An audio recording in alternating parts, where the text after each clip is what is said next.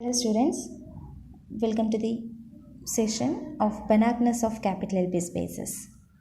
So in previous sections, we have discussed the concept of Banacness, which is nothing but complete normed linear space is called a Banach space. And we proved that capital L1 and capital L infinity and C of AB are normed linear spaces which are complete under with respect to their norms. Therefore, they are Banach spaces. But we didn't prove capital P as a Banach space. So it is not very easy to prove capital LP is Banach directly. So before that, I'm going to prove this theorem, which is, I can say that it is actually a weaker form of Banachness of capital LP. So in order to prove capital LP is Banach, we have to prove that every Cauchy sequence converges in it. But this theorem says that every rapidly Cauchy sequence converges in capital LP of E. So this theorem says that let E be a measurable set and 1 less than or equal to P less than or equal to infinity, then every rapidly Cauchy sequence in LP converges with respect to LP of E norm, and it converges pointwisely almost everywhere on E to a function in capital LP of E. Okay. So using this theorem, we will prove that capital LP is Banach space. Okay. So how will you prove this theorem? So we prove it by cases. Case 1, if P equal to infinity. When P equal to infinity, we have to prove this theorem for L infinity spaces. So we want to prove that every rapidly Cauchy sequence in L infinity converges in it. Okay.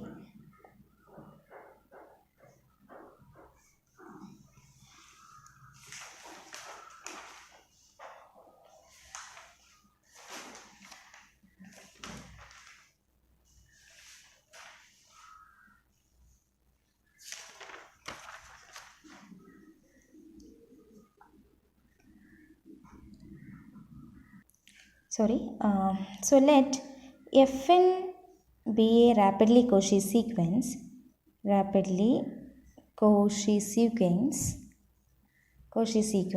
in L infinity of E. Okay, we want to prove that it converges to a function in L infinity of E. Okay. So since it is rapidly Cauchy, I consider let sigma k equal to 1 to infinity epsilon k be a convergent series of positive numbers such that it has the property that norm of fk plus 1 minus fk less than or equal to epsilon k square for every k, right? Here the norm is essential subnorm because the space is capital L infinity. Okay, and this is true for every k, which means subnorm of fk plus 1 minus fk means actually essential supremum, right? Essential supremum of fk plus 1 minus fk will be less than or equal to epsilon k square for every k. So which implies essential supremum. What is essential supremum? Modulus of fk plus 1 of x minus fk of x is less than or equal to its essential supremum. Essential supremum of fk plus 1 minus fk, and this is less than or equal to epsilon k square for every k, implies modulus of fk plus 1 of x minus fk of x will be less than or equal to epsilon k square for every k. Ready? Now I consider a set. Now let E naught is a set such that set of all x in E is such that modulus of fk plus n of k minus fk of x is greater than or equal to its essential supremum of fk plus n minus fk. Okay. Since each fk is essentially bounded function, fk plus n and fk are essentially bounded function. So does their difference is also essentially bounded function.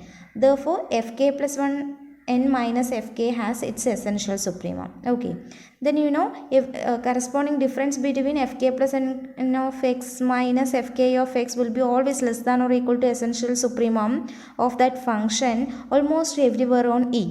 If you consider set of all points at which they are not bounded by that essential supremum, if you denote that set by E naught by the essential supremum property of these functions fn's, we can have measure of E naught will be nothing but measure of E. Okay, since each fn is essentially bounded on E. Okay, and we know since each function is essentially bounded on E, measure of E will be equal to 0. Right? Therefore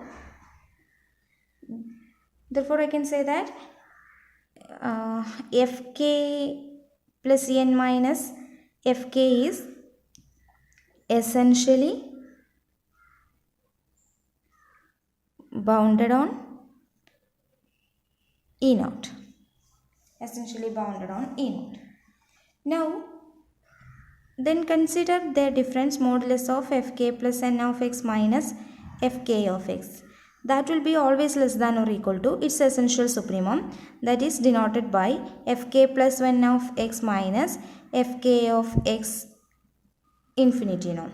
This infinity norm is defined by its essential supremum. So every function, modulus of that function will be less than or equal to its essential supremum. It is nothing but this norm. Okay. And this will be less than or equal to, what is this? This thing will be less than or equal to sigma j equal to n to infinity epsilon j. Why? We already proved that in the previous section that when fk plus 1 minus fk is less than or equal to epsilon k square, then you sum up to fk plus n minus fk of x, then we get that will be less than or equal to sigma j equal to, actually this is n plus k minus 1 epsilon j, and this thing will be less than or equal to summation j equal to n to infinity epsilon j. Okay, and this will be true for every k and n and for every x in E naught, which is actually equivalent to E. Okay, now what is summation j equal to 1 to infinity epsilon j, which is a convergent series, right? Summation k equal to 1 to infinity k is a convergent series. So what is this? This is nothing but the tail of the series summation k equal to 1 to infinity epsilon k. Therefore, it must be less than epsilon, since sigma j equal to 1 to infinity epsilon j convergent. Since it is a convergent series, its tail must be less than epsilon or tends to 0. So you get fk plus n of x minus fk of x is less than epsilon. So which implies, what is fk plus n of x and fk of x? Since each function is a real valued essentially bounded function, fk plus n of x and fk of x are real numbers, right? So these nothing but, if you consider fk of x or fn of x, this is nothing but a real sequence, because fn of x, when a function is evaluated at a point, even if it is if it is real valued, fn of x will be a real number. Then sequence fn of x is Cauchy, because their difference is less than epsilon. Cauchy sequence in R, because they are real valued, since each function, each fn is real valued. When it evaluated at a point, that will be belongs to real number. And we already proved that real numbers are a Banach space. Since R is a Banach space, it is a complete space. Banach, R is complete. When it is complete, then every Cauchy sequence will converges in it. Since fnx is a Cauchy sequence in R, then the Cauchy sequence fnx is converges to a function f of x in R. Where what is f of x? Limit n tends to infinity fnx evaluated at x. That means it is a point-wise convergence. Okay, ready? Then clearly f is real valued function, right? Then f is a real valued function. Real valued function defined on E. Ready? Then we can prove that norm of fn minus fn will be tends to 0. Then if you consider norm of fn minus f, that is equal to f minus sorry, f can be written limit n tends to infinity fn minus fn. So you get this goes to 0, or this will be less than epsilon, this will be tends to 0. So what you get, therefore f is a function which belongs to L infinity of E, and the sequence fn converges to f uniformly on E,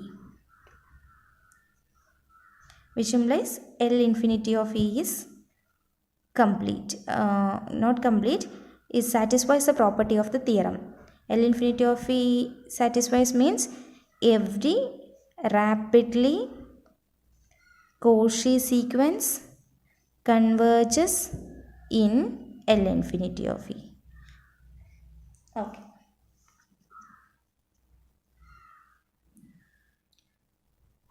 And actually this convergence is uniform here.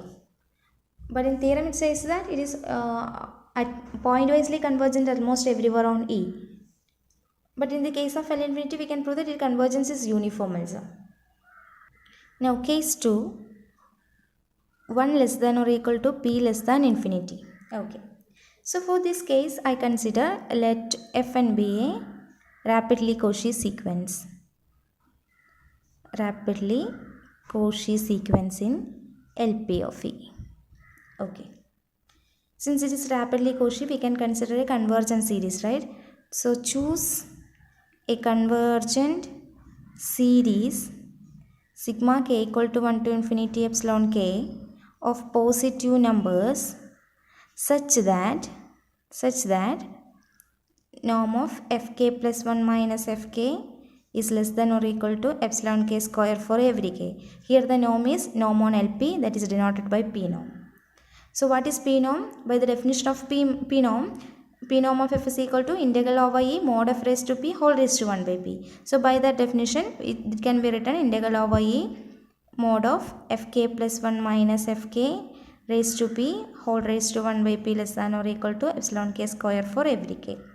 Or if you take the pth powers both sides, integral over e mod fk plus 1 minus fk raised to p less than or equal to epsilon k square raised to p for every k. Here the 1 by p the power will be cancelled.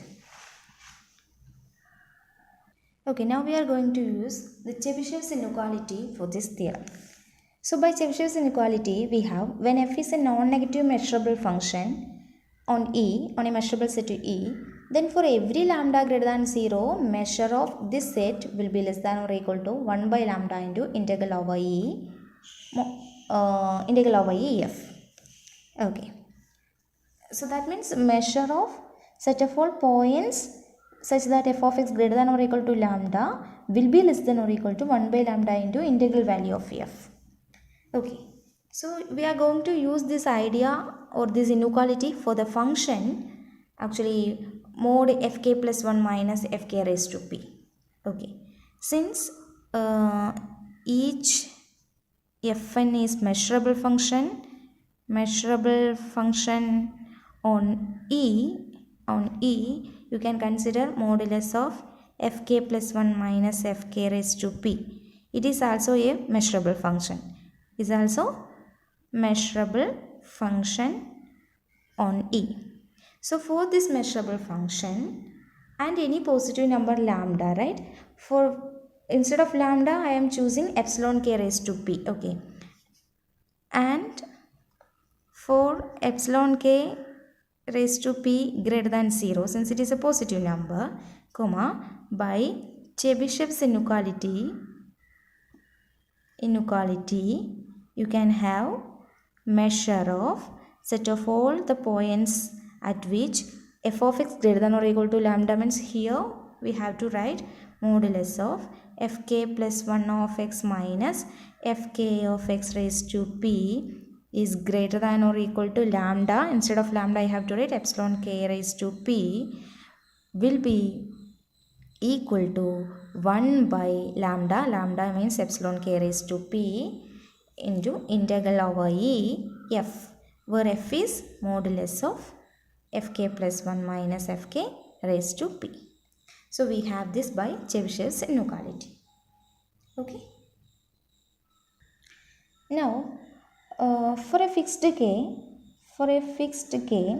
if you consider modulus of fk plus 1 of x minus fk of x is greater than or equal to epsilon k, okay, epsilon k, and this thing will be if and only if it is true, then I can write fk plus 1 of x minus fk of x raised to p will be greater than or equal to epsilon k raised to p.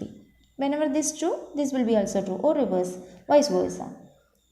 Therefore, if you consider measure of set of all x in E such that modulus of fk plus 1 of x minus fk of x greater than or equal to epsilon k, this whatever the measure if exists, that measure will be always equivalent to measure of set of all those points x in E such that modulus of fk plus 1 of x minus fk of x raised to p greater than or equal to epsilon k raised to p. These two measures will be equal. Therefore, the Chebyshev's inequality will become, what will happen?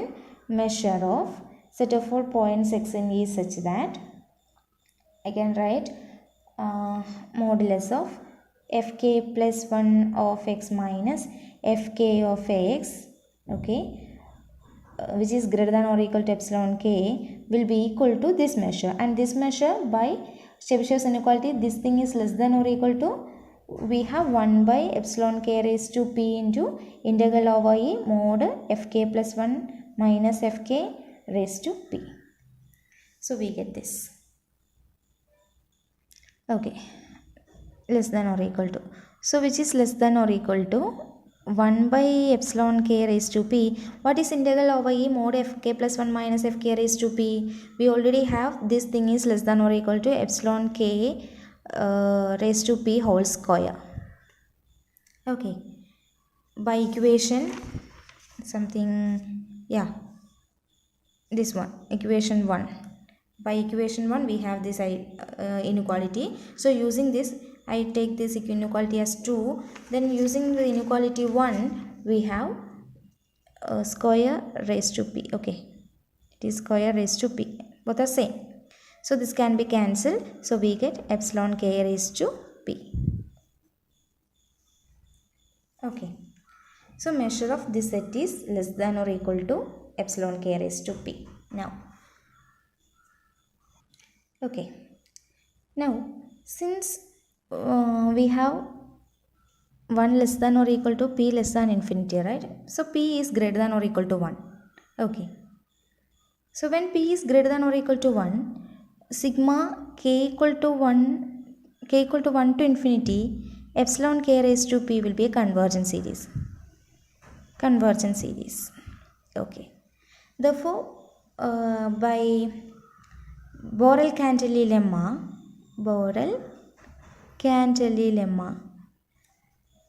that lemma says that let collection ek k equal to 1 to infinity be a countable collection of measurable sets for which sigma k equal to 1 to infinity measure of ek is finite, or this series of positive numbers is finite, that means summable, convergent, then for every x in R belongs to at most finitely many EKs. അതായത് ഒരു corresponding ഒരു convergent series നമുക്കുണ്ടെങ്കിൽ അതിൻ്റെ corresponding collection countable കളക്ഷനുമാണെങ്കിൽ, if you take any element x in real number, that will be belongs to finitely many EKs of this collection, okay. അതായത് അത് finite എണ്ണത്തിൽ നമുക്ക് കാണാൻ പറ്റുമെന്നാണ് പറയുന്നത് അതിന് കറസ്പോണ്ടിങ് ആയിട്ട്. So that by Borel-Cantelli's lemma here, there exists a finite number of subsets. In particular, I take only one subset E naught, okay. There exists a subset E naught of E such that measure of that E naught will be equal to 0 for every x in E, which is actually similar to E naught, comma, there exists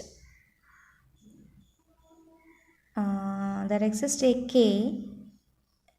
or some k1 such that modulus of fk plus 1 of x minus fk of x will be less than epsilon of k for every k greater than or equal to this k1.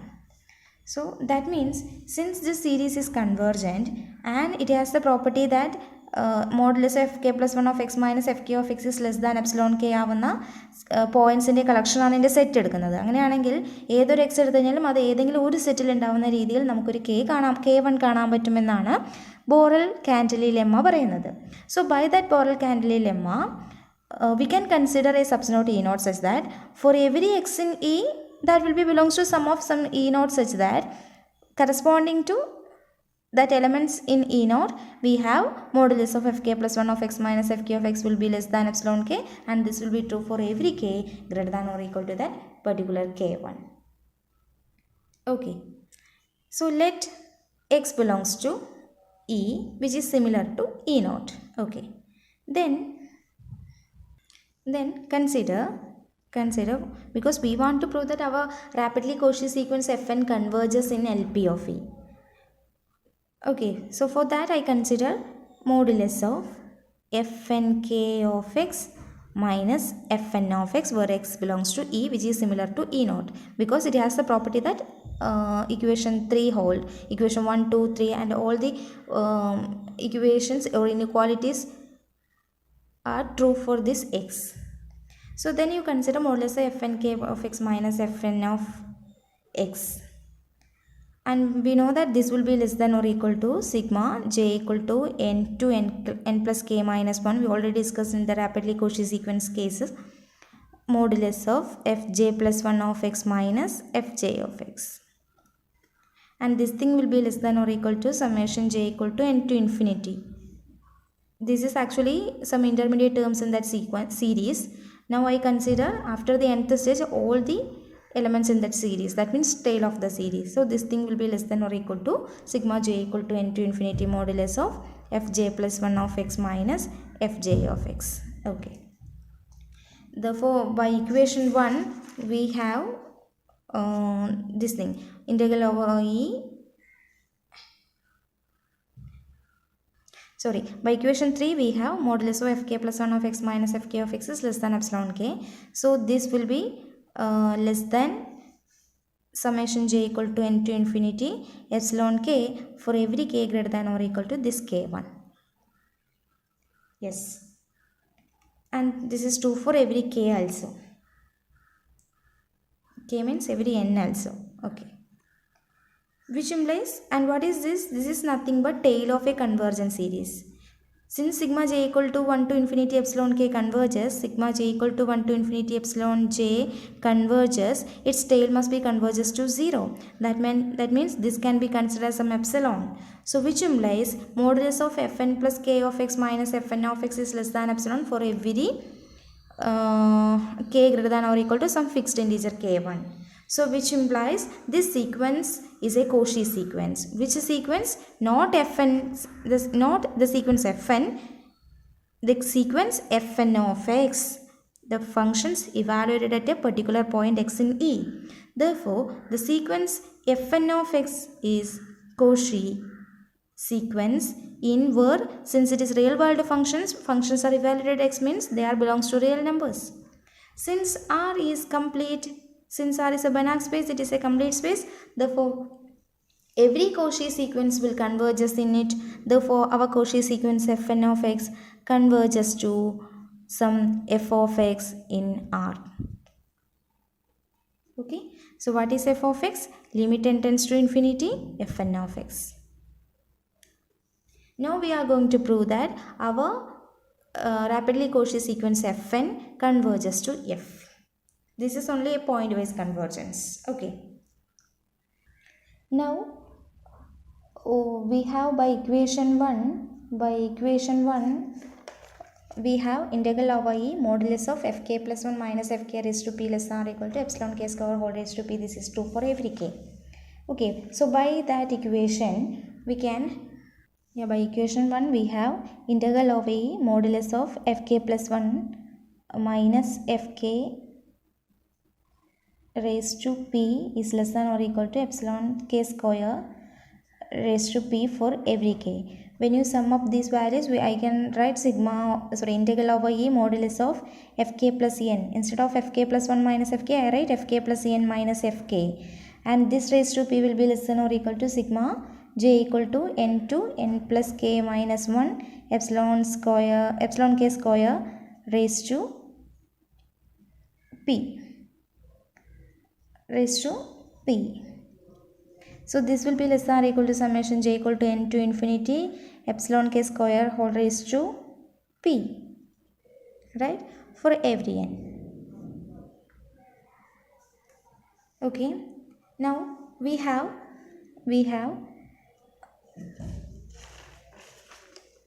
we already have f of x equal to limit n tends to infinity fn of x. This is true for every x in E. That means fn converges to f pointwisely. Corresponding to every x, this will be true means fn converges to f pointwisely. So we have, since fn converges to f pointwisely on E, comma, as k tends to infinity, what about this inequality?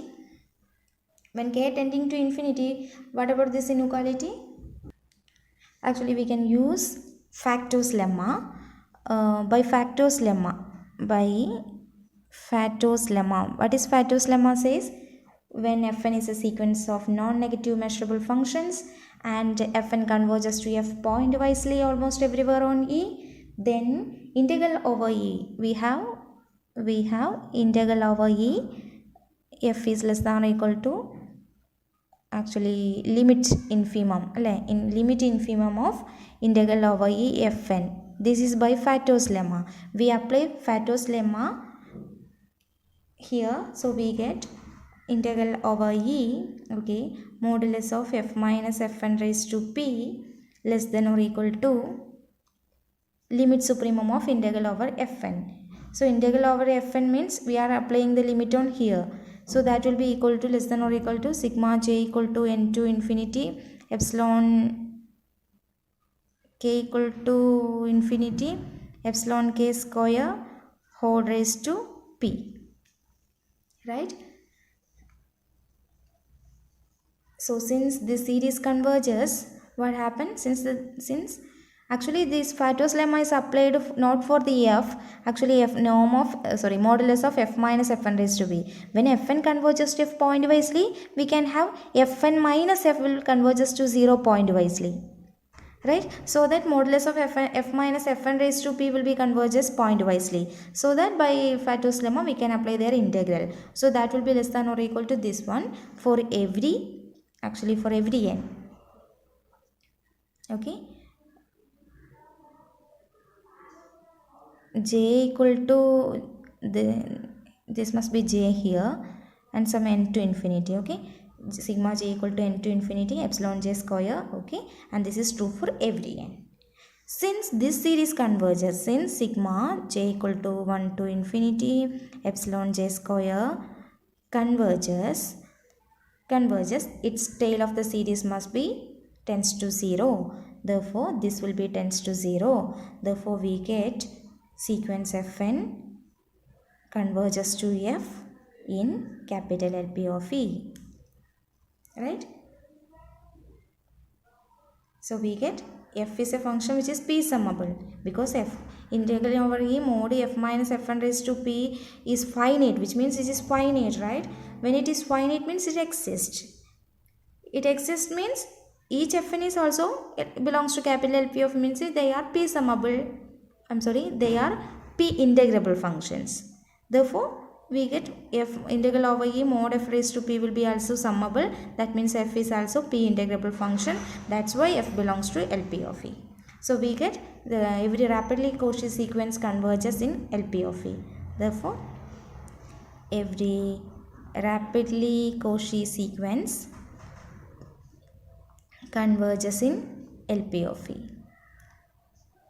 So that's about this theorem. Then we have very important Reisz-Fisher theorem. Reisz-Fisher theorem says that for any 1 less than or equal to p less than or equal to infinity, capital LP of E is a Banach space. So we are proving this theorem by using previous theorem. Okay, how will you prove this theorem? Capital LP is complete for every 1 less than or equal to p less than or equal to infinity. So to prove LP is Banach, we need to prove that every Cauchy sequence converges in it. What is our claim? LP of E complete. LP of E is complete. How will you prove it is complete? That is, every Cauchy sequence converges in it. Cauchy sequence converges in LP of E. This is we are going to prove. So let Fn be a Cauchy sequence. Fn be a Cauchy sequence in LP of E. And we already proved that there is some relation between Cauchy sequence and rapidly Cauchy sequence. What is the relation? Every Cauchy sequence will have a subsequence which is rapidly Cauchy. Okay, so since let Fn be a Cauchy sequence in LP, then Fn has a subsequence Fnk which is rapidly Cauchy. Rapidly Cauchy. When you have a rapidly Cauchy sequence, by previous theorem, it says that every rapidly Cauchy sequence converges in LP of E, right? Therefore, by previous theorem, the rapidly Cauchy sequence Fnk,